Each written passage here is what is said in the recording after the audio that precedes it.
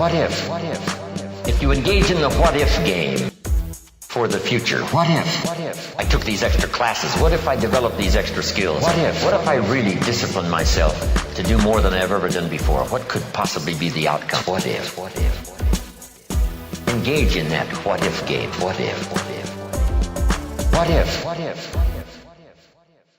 Now, I come from a family of gamers. We grew up playing games. When I say games, I don't mean video games. We never had any of that stuff. I'm talking about board games. That's what we played as kids growing up. So in the same way as I've been raising my children, we also play games. So one of the first games that you play with your children is Candyland. Now, I personally literally hate this game. And the reason I don't like it is because there is no skill involved. I have tried to find a way that's not cheating to make myself more likely to win, and there's literally nothing you can do. It's complete chance. And that's why 2-year-olds love the game, because it's quite fair. So Zeke and I would play this game a lot, my oldest son, and he would win 50%, I would win 50%. Well, as he gets older, you graduate up to the game of Trouble. Now, the game of Trouble on the surface looks like a game that is also completely of chance. You push down the little button in the middle, the dice rolls, and then you get to move a guy. Well, if you really start looking at it, there's certain things you can do which will raise your probability of winning, right? It's a little bit of strategy. What guy do I take out of home base? Do I move this guy to get a double turn? Do I knock this person home? So I'm that parent who's very competitive, and I don't ever let my kids win. I don't care, judge me. So we're playing the game of Trouble, and I've now beat Zeke 17 times in a row. And I'm sorry, it's the truth. And after 17 times in a row, I finally go to him and I said, Zeke, do you want to know why I keep winning? And he goes, yes, Dad, I do. So I teach him. He's about 5, 6 years old at the time. So I tell him, Zeke, think about what guy you bring out. Do you want to get 2 turns? Do you jump him? Well, a couple more games go by, and don't you know what happens? Zeke wins. Well, you would have thought he was Michael Phelps at Rio de Janeiro, Olympic gold medal. He gets up in the chair, and he does this dance. I don't even want to try to mimic it. And he's 6 years old. He's going around the house. I just beat Dad. I just beat Dad. Because he beat me in the game of Trouble. So now my children are getting a little older. Last night, we're out in the backyard playing soccer. And I should say, too, that same scenario happened with Monopoly. I played Monopoly with him many times. I was up on him 13-0. I even got him to trade me Boardwalk for Baltic Avenue one time. He cried after he figured out it was a bad trade. He never made that trade again. And so I've done this with my children to help teach them games. But the truth is, with board games, you can be quite equal with an 8-year-old in a short amount of time. But then I found something that it's going to take him a long time to be equal with, and that is physical activity. He's 8 years old. I figure I've got a good 5, 6 years till he goes through puberty. So even though I'm not a good soccer player, I'm going to beat him for quite a while. So we're in the backyard one night, and we're playing soccer, and I'm beating him like 6-1. I mean, it's not even close. And he just goes, Dad, are you going all out on me? And I said, no, I'm not going all out. He goes, well, go a little easier. And I said, well, do you want me to let you win? And he goes, no, I just want you to make it close. I said, okay. So I beat him 10-9, right? And so I found this parenting paradox that we have right now. We have this parenting paradox. And the parenting paradox is this. Do we make it easy to build their confidence, or do we make it hard so they get better? And I think this is a real question. As a parent, do I want to make it easy for my kid and let him win? Or do I want to make it hard so he builds their confidence? And so I'm realizing this is like something I need to figure out. I got 4 kids. This is my oldest. I'm experiencing this. So I do what every parent does, right? What does every parent do when they don't know the answer to something? Back in the olden days, they would probably call their parents, right? Well, we don't need to do that anymore because we have Google. So I go to Google. Right? I go to Google and I type in the obvious line to get the answer to my problem. I typed this into Google. I said, should I let my kid win or should I make him cry? Because literally, no joke, Zeke was crying about the soccer game. And Zeke is a very emotional kid, so it doesn't take much to get the kid to cry. But I put that into Google to see what kind of responses I would get. I mean, Google's a wealth of knowledge. And I find all these posts, and I find out that there's this whole discussion going on in our culture of what to do. But one of the most interesting things I came across was a post on Instagram from this guy, James Harrison, the linebacker for the Pittsburgh Steelers. So this is kind of a long Instagram post, but I want to read it for you because it's quite interesting. So this went viral back, I don't know if the date's on, it was about a year or two ago, and here's what it says. James Harrison, NFL player, says, I came home to find out that my boys received 2 trophies for nothing. Participation trophies. While I'm very proud of my boys for everything they do and will encourage them till the day I die, these trophies will be given back until they earn a real trophy. I'm sorry, I'm not sorry for believing that everything in life should be earned, and I'm not about to raise 2 boys to be men by making them believe that they are entitled to something just because they tried their best. Because sometimes your best is not enough, and that should drive you to want to do better, not cry and whine until somebody gives you something to shut you up and keep you happy. Hashtag Harrison family values. All right? And as you can imagine, there was a lot of people that said, amen. And there were a lot of people that said, that's wrong. And it was this paradox. I'm not telling you what's right or wrong. I'm just telling you that there's this paradox that's going on out there. But here's what I think we really tell our children. This is really what I tell my child, right? As long as you do your best, I'm proud of you. As long as you do your best, I'm proud of you. I don't want you to go out there and not give it all you've got. I don't want you to have a regret. I don't care whether you win or lose, but I don't want to see you walking. I want to see you go out there, give it all you've got, and have no regret. So I actually had something like this happen to me recently. As many of you know, back in January, I was able to go fly out to California and meet Brian Buffini. Brian Buffini, you all know him. He's a multi-millionaire. He's a trainer. He wasn't at your event yesterday, but his company ran the event. And he is this guy that has just been someone who I've mentored under, even though I never met him. And I felt like I had met him because I'd taken so many classes from him. So I was able to. He actually paid for me and 10 other people to go out to California. He paid for us to fly out there and have dinner with him. So the whole way out on the plane, I'm thinking to myself, okay, don't act like an idiot when you meet Brian Buffini. What's the question you're going to ask? And I remembered in a seminar I'd gone to from Andy Stanley that said, great leaders ask great questions. So I said to myself, I need to ask him a question that is going to hopefully be an impact on me. So the question I was going to ask him was this. If you could go back 20 years, what would you do different? He's in his mid-50s. I'm in my mid-30s. I thought that was a good question to ask. So we're at the dinner table at some Costa LaCordia, swanky country club in San Diego, and there's 10 of us, and he's going around the table asking everyone, what can Buffini do better for you? And these people are just going like this and just telling him everything. And I'm going, he's getting the value. You're getting nothing. And so it comes to me, and I said, I'll answer your question if you answer one of mine. He goes, fair enough. So I answered his question. He says, Christian, what's your question? And I asked him that question. I said, Brian, if you could go back 20 years and tell yourself something that you now know, what would you tell yourself if you were 34 years old? That's how old I was at the time. And so he gives me these 3 answers. He says, Christian, I would worry less.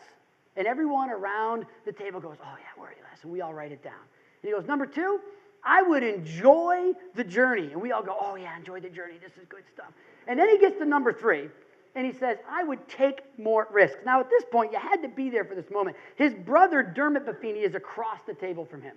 And Dermot is the more reserved, conservative. He's actually the CEO. Brian is the charismatic, crazy brother. And so as he's saying this, Dermot was drinking water and literally spits water out of his mouth in this swanky club, goes all over the table. Everyone starts laughing, like, what's going on? And I'll try to do this in my Irish accent. I'm sorry it's not that good because Dermot and Brian are Irish. And here's what Dermot says to Brian. He goes, take more risk? Are you crazy? We almost went bankrupt 3 times.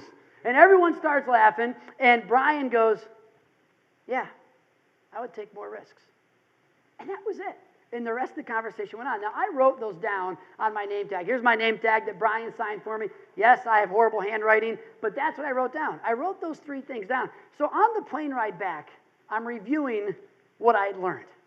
And I'm thinking about that. And I go, number 1 and number 2, I get that. Those are easy. They're not easy to do, but they're easy to understand. Worry less, enjoy the journey. But take more risks. And I got thinking about it. Why would a guy that owns a jet, why would a guy that's got a beautiful family, his wife's an Olympian, I think his kids are on the Olympic team now, his kids are also, he has the perfect family, he's a multimillionaire, why would he want to take more risks? What is it that he didn't accomplish that he wants to accomplish? And then I kind of figured it out. I said, you know what? I think he's got a regret. I think that there's something in the past that he didn't do that he wished he did. There's something that he had an opportunity to go after in his 30s or 40s or 50s. Maybe it was 2 years before he told me this. I don't know. But there's something in the past he didn't do that he wished he did. And so what I took away from that is this. I took away that I don't ever want to have a what-if moment. See, I think I can take number 3 that says take more risks and just have it say, have no regrets, have no what-if moment. What if I did this? What if I did that? That's what I took away, that I want to live a life of no regret. When I'm his age, I want to say, I worried less, I enjoyed the journey, and I have no regrets. I have no what if. And that's what I want to share with you tonight, is how to live a life of no regret. Not how to not have a point at some point in life where you say, what if I did this? Now, I know for me, I'm in my 30s, and you might be saying, well, Christian, this applies to you, not applies to me. No. This can apply at any point. Next year, I don't want to have a what if about this year. Next month, I don't want to have a what if about this month. Next 6 months, whatever it is. So I don't care if you're in your 20s, 30s, 40s, 50s, 60s, or 70s. I don't want us to have a what-if moment at any point from here forward. So I'm going to break it down into 3 things for you. Number 1, I'm going to talk about why we don't start. Number 2, I'm going to talk about why we quit. Why we quit things. And number 3, I'm going to give you 7 principles on how to cross the finish line. So I'm going to break it down into those 3 things, and let's jump right in to why we don't start. Why are there things in life that come as an opportunity and we simply don't go after them? Why don't we start? Well, first and foremost, and this is nothing new, we are simply afraid of failure. Who here likes failure? Who here at any point in their life said, when I get older, I want to be a failure? Nobody ever says that. The word failure is never looked at as a good thing. And once again, this is nothing new. We've known this for a really long time, that nobody likes failure. But here's what happens. In our mind, we do this, psychologically, we do this to ourselves. We think, well, if I don't try, then I can't fail. And because failure is a negative, we like to avoid negative things. You touch a hot stove, that hurts. You don't touch hot stoves again. So if you try something and you fail, you don't like failure, well, I'm going to stop trying things, because then I don't fail. See, the problem is that we have to stop looking at failure as the opposite of success, because that's what we do. We see success and we see failure, and we say to ourselves, failure is the opposite of success. And I'm here to tell you that's not true. That's not true. That failure is an ingredient in the recipe, because there's no way you're going to find success without some failure. And we've seen this throughout history. There's actually a book written by John Maxwell called Failing Forward. I don't know if it's over there in the library. I just read this year. Amazing book on how you can take failure and you can help it move you forward instead of having failure holding you back. When I was in New York City at Inman last year, I was able to hear Barbara Corcoran speak. And I'm going to be honest, I didn't have high expectations of her seminar. I walked away from there going like, oh my goodness, it was amazing. Now, Barbara Corcoran, as you know, is on Shark Tank. She is a realtor. She was in real estate in Manhattan, and she has an amazing story. But here's what Barbara Corcoran said. She said, the difference between those who succeed and those who don't is how quickly they get back up. The difference between those who succeed and those who don't is how quickly you get back up. Now, she has an amazing story about how she got on Shark Tank. See, most of us don't know her until Shark Tank. And she tells the story about how she's in her 60s, she's already a multimillionaire. She gets a call from Mark Burnett, the executive producer of Shark Tank, who's also the producer of Survivor and American Idol and all these crazy shows. And they said, come audition for the show. Here's what it is, yada, yada, yada. She auditions. She's so confident that she got the job. She goes and buys the dresses. She tells all her friends. And then she gets an email from Mark Burnett. Barbara, sorry, thank you. You were down to the final 2, but we're going in a different direction. And her response to that was, yeah, they found a younger woman. And so she cries. She's upset. She's like, well, how am I going to tell my friends? I told them I'm going to be on TV. And then the next day, she sends him an email back.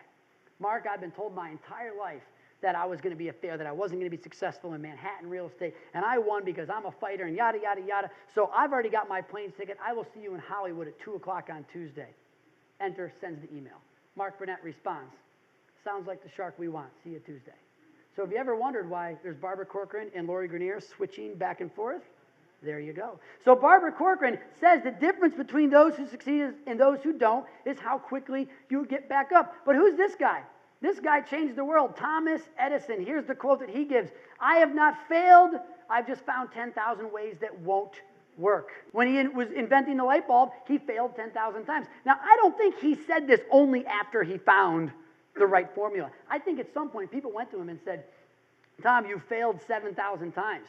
Are you going to keep trying? Are you going to keep going? And he kept going, he kept going, he kept going. And finally he gets to 10,000 times. And I'm sure it wasn't exactly 10,000, but he didn't look at failure. He said, no, I just found 10,000 ways that didn't work. The Wright brothers, this was the graphic I used in the introduction. I mean, if you want to look at some of the things that have changed the world, I would say the light bulb and air travel are up there with the things that dynamically change our world.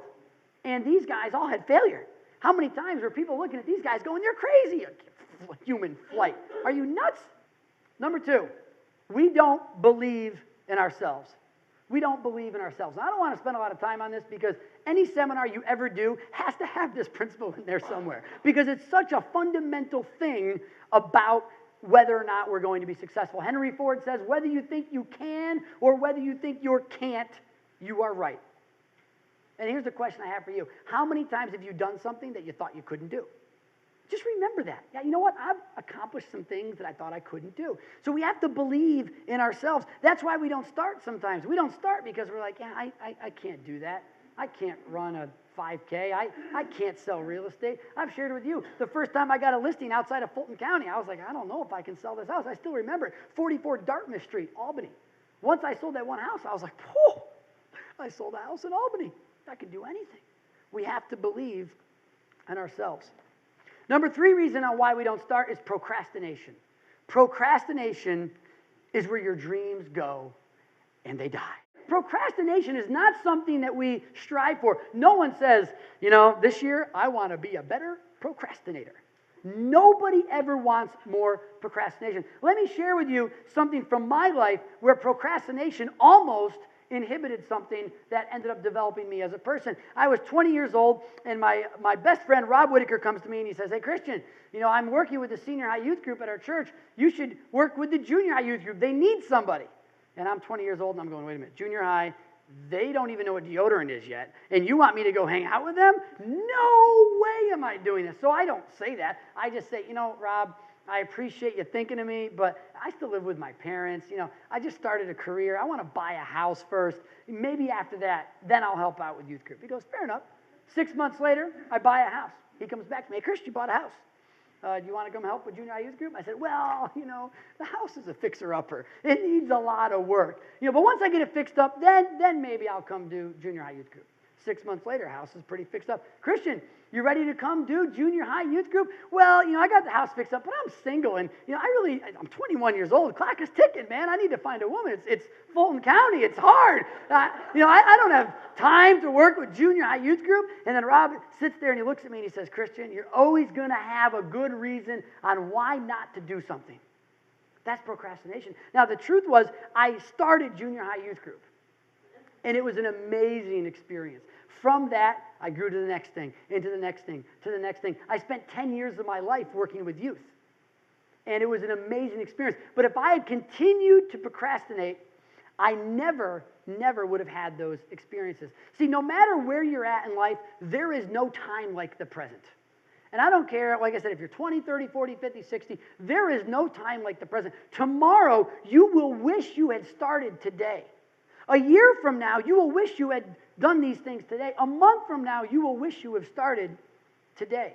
Procrastination. So let's review why we don't start. The 3 reasons we don't start. Number 1, we're afraid of failure. Number 2, we don't believe in ourselves. And number 3, procrastination.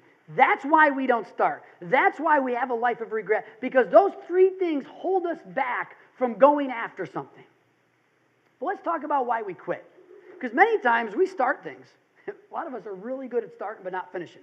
How many people have projects in their house? How many people have these ideas that they've done a little bit on, but they never quite finish them? So number 1, the reason we quit is we listen to other people. We let other people talk us out of it.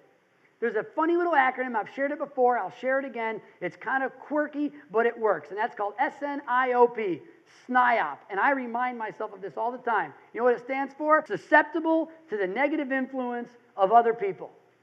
Now, typically when people are negative and they tell you that you can't do something, you know what's really happening? They're jealous that you're going after it. They're jealous that you're willing to put yourself out there and go after life. And so their way of holding you back to make themselves feel better is telling you that you can't accomplish it. We let other people talk us out of going after life. That's the number one reason that we quit. Well, you know what? Maybe they're right. Maybe I can't do this. You know what? Let me just quit now before I fail. It's better to quit and be quiet about it than fail. And nobody wants to fail. So, they're right. I can't do this. I can't do this. Christian, you can't start a real estate company in 2008 in the recession. Christian, you can't open 2 offices. You can't run 2 offices. Christian, 3 offices, that's insane. There's no way you can do 3 offices. 4, not possible. You're going to build a new office building, you can't do that. You can't do that. I mean, there's been so many, not everybody, but there's some people. We can be susceptible to the negative influence of other people. You can't let that happen. The number two reason we quit is we take our eye off the goal. See, when we start something, it's new, it's shiny, we're going after it, and after a while, we kind of forget why we're doing something, right? We forget why are we waking up early in the morning. This is why goal setting is important, so you can read those goals every day and remind yourself, oh yeah, here's why I'm getting up. Here's why I'm exercising. Because there's something I want to accomplish at some point down the road, and it requires me to do these things. When I was running for Senate, I had this handy-dandy calendar. You guys had them for the summer challenge as well. Every day I would flip that over. Now, it started with 200 days, and right down here it would say 200 days till primary. Then it would say 150 days, 100 days, 80 days, 50 days, 40 days, 30, 20, 10. And when I was tired, it made me go, yeah, I'm almost there. There's my goal. I've got my eye on the goal. I know exactly what I'm fighting for. I'm fighting for that primary day. That's my goal. That's what I am going after. We have to keep our eye on the goal. If we don't, we'll quit. Number 3, we quit because we underestimate the challenge. See, our culture wants it 3 ways, right? We want it quick, we want it easy, and we want it cheap. The other day I was going through the Panera drive-thru, and my salad took a whole 4 minutes, and I'm like, what's going on? Panera didn't even have a drive-thru 2 years ago, and now they got a drive-thru, and I'm already expecting it.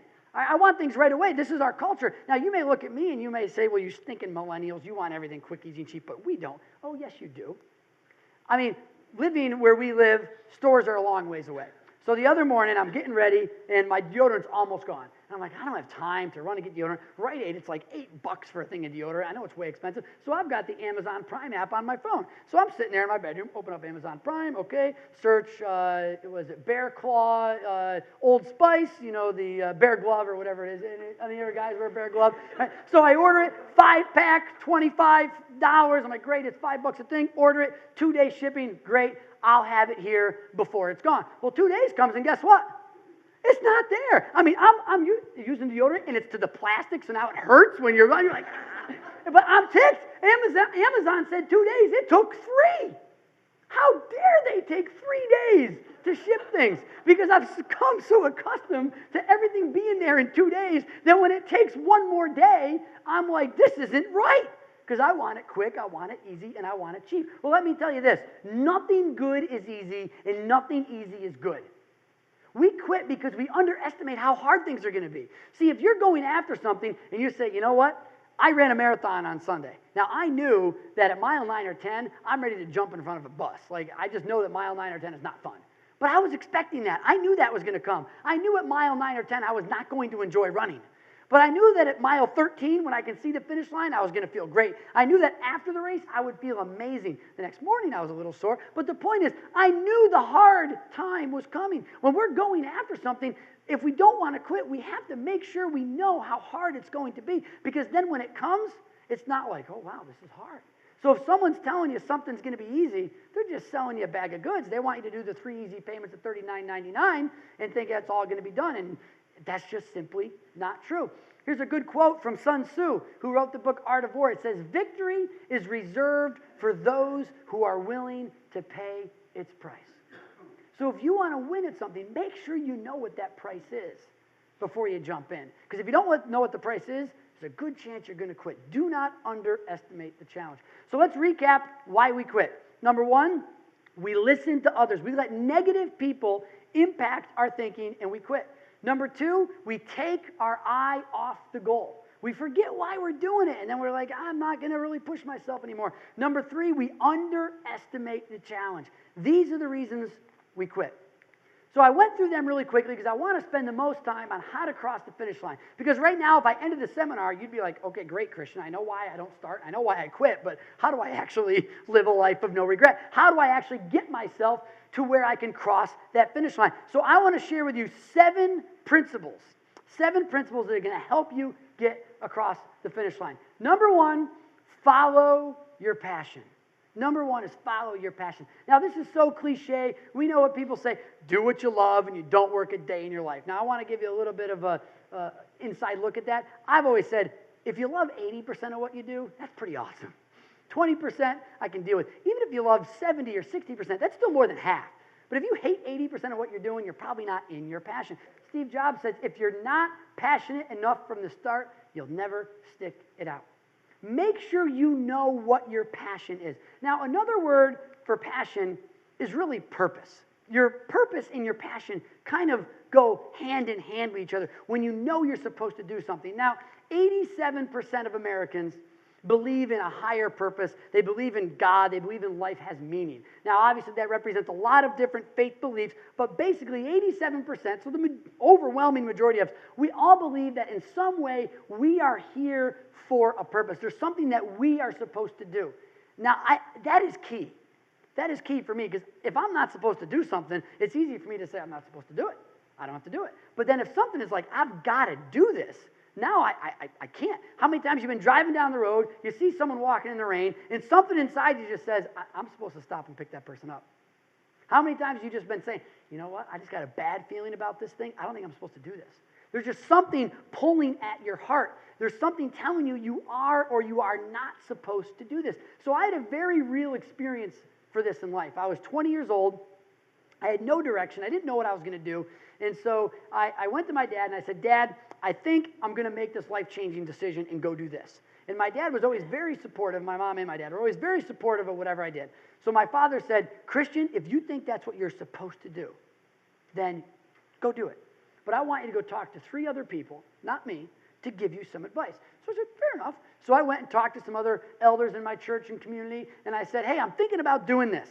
And it was actually joining the military. And the gentleman, Mike Alter, says, well, why do you want to join the military? So I gave him 3 good reasons. I said, well, I'm going to get free college education, I'm going to get to travel, and I'm going to get out of Northville. Those are the 3 reasons. And he goes, Christian, those are good reasons. But are you supposed to do it? Is it in your heart? What he was really saying was, is it your passion? Is it your purpose? Now, a good recruiter for the military will tell you they don't want you there if it's not something in your heart that you want to do. They only want the people there who are really committed and really want to do it, because they know that if you're not really committed to it, if you're only there for the free college education, if you're only there because you have nothing else better to do, you're probably not going to be all that effective for them. They want the people there for the purpose. And I got thinking about it, and I go, I don't know if this is my purpose, but how am I supposed to know that? So I'm talking with this elder, and he says, Christian, this is easy. Whenever I don't know what to do, I just flip a coin. And I looked at him and I said, this has got to be the craziest advice I have ever received. What do you mean, flip a coin? And he goes, well, listen, Christian, I don't actually flip a coin. He goes, but I just flip it in my mind. Because I just tell myself, heads means this, tails means that. Now, if it lands on tails, do I go, oh, I wish it landed on heads? Then right there, you know what your heart's telling you. If it lands on heads, and heads is what you wanted, then you knew what you wanted. So the truth was, as soon as I flipped that coin in my head, I knew the answer was, I shouldn't go in the military. Now, it wasn't that military service was bad. In many ways, I admire it. I think it's a great privilege and honor. But I knew it wasn't what I was supposed to do. I knew it wasn't my passion. I knew it wasn't my purpose. So when you're thinking about doing something, make sure it's your passion. Make sure it's your purpose. That's number 1. That's the number 1 principle. Number 2 principle is don't take no for an answer. Now, we're in real estate. How many times do you hear the word no? Now, we had Dave Sanjo telling us he hears it 80% of the time. That made me feel better, because I think we only hear it 50% of the time. But if you are in real estate and you don't like to hear the word no, you won't be in it very long. We are going to hear the word no quite often. Well, I want to share with you a very real experience that I had in my life where I didn't take no for an answer. So this is a picture of my wife and I. My wife and I met when I was 12, she was 9 or 11 and 9. And when I was 12 years old, I told my now mother-in-law, I said, I'm going to marry your daughter. I told her that when I was 12. She spent the next 10 years praying that that would not happen. I spent the next 10 years praying that it would happen, and my prayers came true, and her nightmare came true, I guess. So 22 years old, if you go back to that story I talked about getting involved with church, I had gotten involved with a youth group, and Meg shows back up in Fulton County. She was down in Tennessee at college, and she's 20, I'm 22. All of our other friends are away at college, so I'm thinking, hot dog, I'm the only person her age around. Her options are pretty limited. I'm looking better, right? So I call her up one night, and I said, hey, Meg, I bought this house. I've got to go get some furniture at Crossgates Mall. Do you want to go to Crossgates with me and look at furniture at Crate and Barrel? And she goes, yes, I'll go with you, but it's not a date. And I said, look, call it whatever you want. I don't care. You and me alone to Crossgates. It's an hour ride. So we go to Crossgates. And to make it even funnier, we go furniture shopping, and guess what car I'm driving? A Honda CRX, which you can fit a water bottle in, and it's full. Right? I mean, it's a two-seater car that if you get in an accident with a twig, it's totaled. I mean, it's the smallest car known to man, like 60 miles to the gallon. So we go to Crossgates Mall. That night, I walk out with 2 puppy dogs, no joke, from the pet store, and $1,600 less in my pocket, because I bought, and we still have one of those dogs. And that night, she gave me a kiss goodnight. And so the next morning, I said, so are we dating? And she goes, well, whatever you want to call it. Okay. So I then said the next logical thing. The next thing that came out of my mouth the day after she kissed me for the first time was, when do you want to get married? And she looked at me and she goes, are you serious? And I said, yeah, I do. I wanted to marry you for 10 years. And she goes, no. Okay. 2 days later, hey, Meg, when do you want to get married? No. And this went on for months and months and months, and I just kept asking, and it was no, no, no, no, no. 6 months later, it goes, maybe. And I go, oh, okay, I'm making progress. It was no, it was maybe. So I kept asking, maybe, maybe, maybe, maybe. And then about 8 months into our dating, she goes, almost there. And I said, well, almost there is really a yes, but it's a yes in the future, so I just got to keep going. So I keep asking and asking and asking. She goes, almost there, almost there. And she goes, yes, one night. One night, she goes, I'm ready. And I go, you're ready for what? You ready for dinner? You ready to go home? What are you ready for? Because I didn't even ask the question. She goes, I'm ready to get married. Well, I did what my son did when he beat me in trouble. I thought it was the best thing ever. I'm jumping, hooting, and hollering. It was 10 o'clock at night, so I couldn't necessarily call for Dad. So the next morning, 8 a.m., I drive to her dad's house, and I said, Cliff, can I have your daughter's hand in marriage? And his response was, she said yes. And I said, yes, Cliff. She said yes. And 11 weeks later, we were married. I didn't give her any time to change her mind. Now, anyone that knows me, anyone who knows me and knows my wife and knows my family, they will tell you this. Meg is the best thing that ever happened to me. She has made me, you don't have to agree that much. She has made me a better person. She's made me who I am. Here's a picture of our family, and I got to tell you, I love my wife. We've been married for 11 years. And I tell people that story, and they think it's not true. I said, oh, no, it's true. I just had to wear it down. Don't take no for an answer. Don't take no for an answer. If you really want something, just keep going after it. Don't take no for an answer. Number 3, make a plan. Number 3, make a plan. Now, you know that I'm big about writing goals. I think writing goals is one of the most important things that we can do. And not just write them, but write them and read them daily. But a lot of times that's where we leave them. We don't do anything after that. Not only do you need to write your goals, you then have to write a plan on how to achieve those goals. A plan is a set of action steps to achieve your goal. You have your goals written down. That's great. Now set a plan. Set a plan. That plan is your action steps you need to take to achieve that goal. Pretty simple. There's not much more for me to add to that. It's just many of us don't do it. We just kind of walk around aimlessly with these goals, but we don't necessarily know how we're getting there. Set a plan. Number 4, put your energy into your plan, not down the drain. This is one of the biggest things I think that we have to fight. Every day there's only so many hours. There's only so much of me to go around.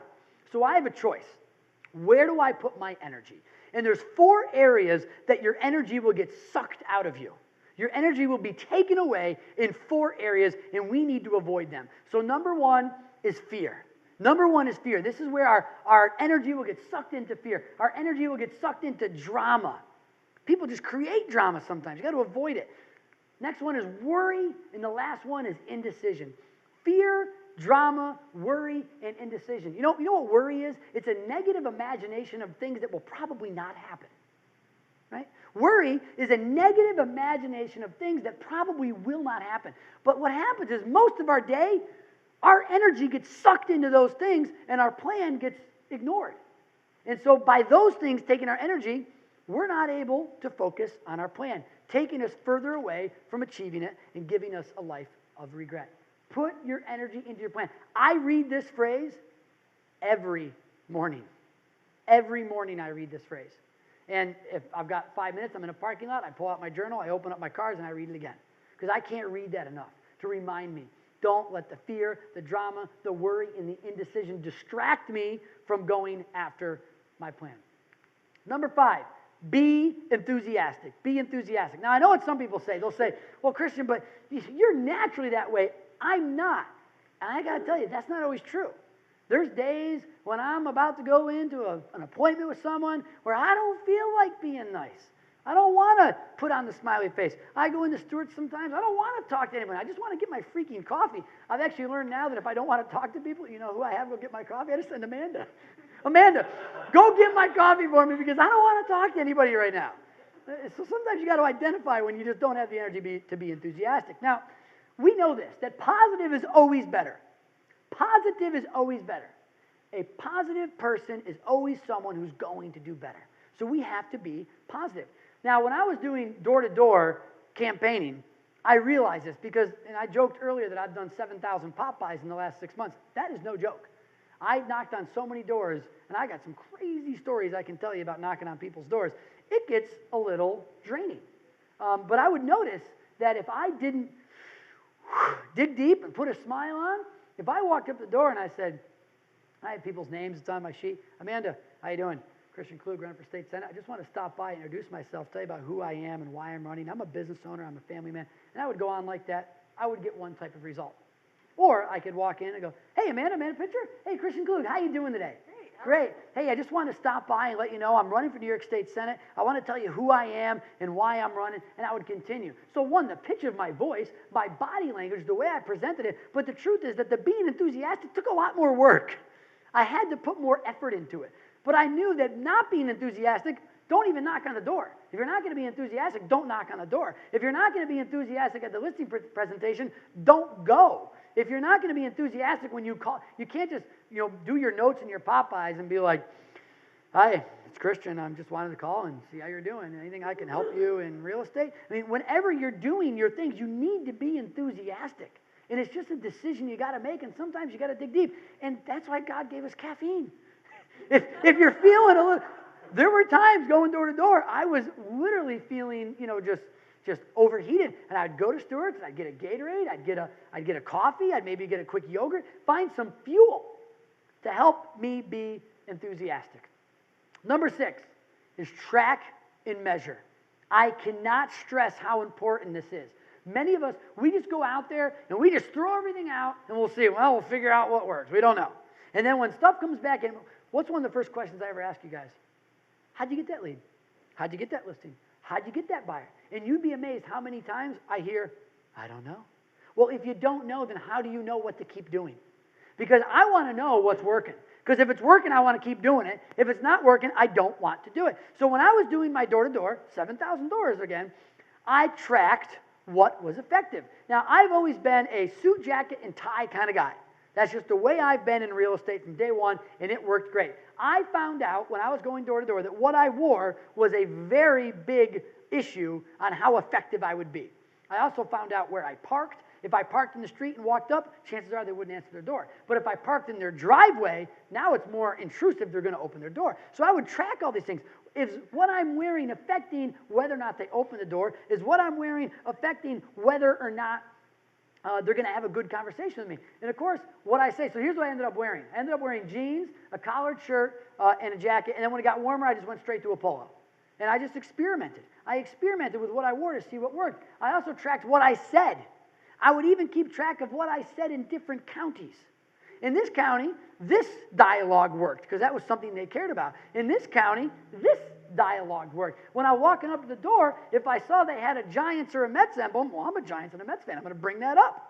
If I saw they had an NRA sticker, well, okay, I know I can go down that road. I would track what I said to see if it worked. And of course, I would track how I said it. Certain words I could use that would always elicit a good response. And there were certain words I could use that would almost always have a negative response. So the ones that didn't work, I stopped using. I was tracking and measuring how effective my words were. Even the data we used about what doors I knocked on, we spent months and months and months perfecting the data that we used in order to go talk to the right people. Track and measure, track and measure. I don't care what business you're in. I don't care what part of life you're in. Track and measure what works with your kids. Seriously. Track and measure what works with your family. Is this an effective use of my time? Is this bringing me closer to my kids or further away? Because if it's bringing me further away, I'm going to stop doing it. But if this is working really well, I'm going to keep doing it. What do my kids love? They love playing soccer. I hate soccer. I really do. I love hockey. But my kids love soccer. So what am I going to keep doing? I'm going to play soccer. I've actually got them trained with this game with a soccer ball with hockey sticks now. It's kind of like field hockey. But at least it's like a little bit of hockey, right? But I track and measure. My kids like soccer, so I'm going to play soccer. Track and measure, track and measure. Last, number 7 is surround yourself with the right mentors. Surround yourself with the right people. Now, I put a list of 7 different people up here, my mom and my dad, my mother-in-law, Brian Buffini, Jim Rohn, Rob Whitaker, and Mike Veach. And I could put, 100 people up there. But I just picked 7 who had a profound impact on me. Me seeing how they lived their life. Me listening to them about, Brian Buffini telling me to worry less, enjoy the journey, and take more risks. You know what my father taught me? One of the best things my father ever taught me? He goes, Christian, if you ever want to make a change, get everyone else along with you because then it's their idea as well, and it will happen. It will work. One of the best things he ever taught me is don't go it alone. Don't force. Get people on the team. That was 1 + 1 = 11. Now, I believe that one of the biggest reasons that we've been able to continue to be successful at CMKs, if we surrounded ourselves with the right people. To be honest, we're all mentors to each other. I learn stuff every day from every one of you. As I'm sitting here today and Beth is going over stuff, I'm learning. I'm learning from Sandra. I'm learning from the social media. As I'm listening to you guys, I love going on Caravan so I can listen and hear. Surround yourself with the right people.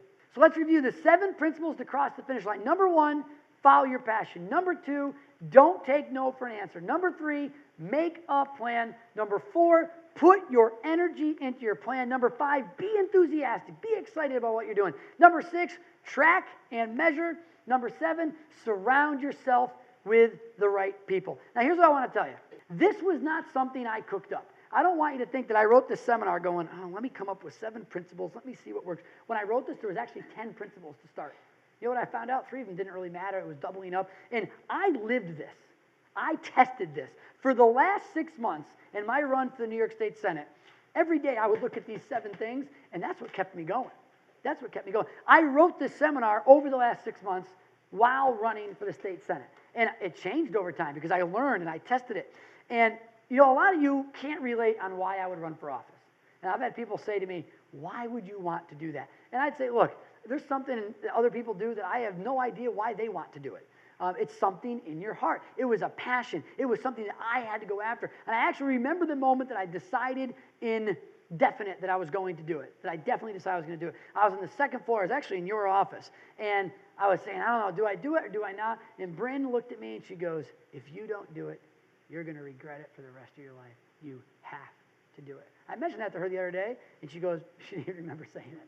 And I said, that was what made me go, I got to do it. See, the truth is, I didn't want to have a what-if moment. I didn't want to, a year, 3, 5, 10, 20, look back and say, in my mid-30s, if I ran for office, I think I could have this. I think I could have that. That's what Brian Buffini taught me. Now, when I was with Brian Buffini in January, I had decided already to run at that point, but this is what kept me going.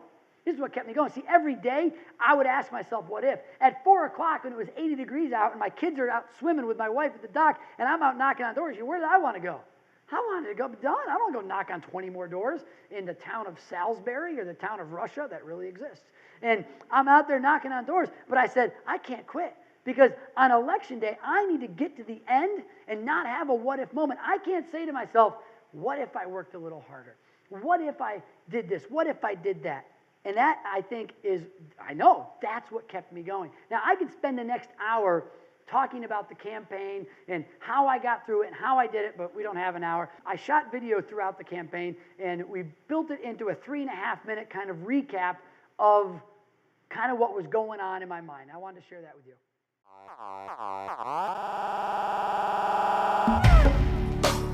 You know, when something's in your heart, you just have to follow it. Any type of big decision in life, I've always said you should never make them in an instant. You should have a lot of time to reflect and pray and seek the wisdom of others.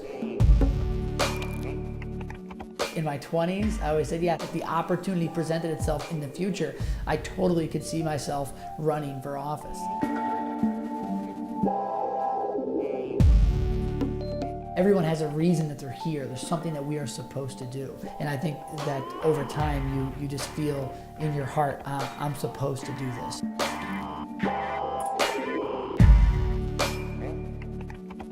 In a way, it went by like that. But when you're in the day-to-day, you're tired. The thing that I kept focusing on was I need to get to the end of the petition period, and I need to know that I gave it all I got. Whether I win by 500 or lose by 500 won't matter. What will matter is that I worried less, I enjoyed the journey, and that I took the risk. In the same day, in the morning, I'm like, I'm winning this thing. I've got it. It's in the bag. 4 hours later, I'm like, I'm gonna lose by a huge amount. It's gonna be the most humiliating thing ever. And then 3 hours later, I'll be like, wow, it could go either way. Look, your emotions rarely lead you in the right place. As of today, it has been one of the best experiences of my life. I don't regret any of it. I just have to stay in the same position. I can't give up. I can't get to these final 3-4 weeks and let down. I gotta push. I know for a fact that if I didn't do this, I would be saying, what if for the rest of my life? What if I pushed myself a little harder? What if? As I was preparing for tonight, of course, you think about what are you going to say if it goes one way or the other. And I thought about what am I going to say if it doesn't go my way. I will be honest that I can sit here and I can say this was one of the best experiences of my life. It is straight from my heart. I have no regret about doing this. Day after the election, what were our wins? You know, I won my home county by a large margin, but I'm able to sit here today and I have absolutely no regret. There's no part of me that's like, oh, I wish I didn't run. I'm so glad I ran. There's no part of me that's like, you know, I could have done this and won. We did everything we could. So now I'm not going to have a moment and say, what if I run? So I ran, had a great time, had a great experience. Far better is it to dare mighty things, to win glorious triumphs, even though checkered by failure, than to rank with the poor spirits who neither enjoy nor suffer much, because they live in a gray twilight that knows not victory nor defeat. That right there is how I want to live my life. I might have lost the election, but I won in so many other ways. I won through who I've become, the people I got to know, the experiences that I have, and I have no what if, and that's what I wanted.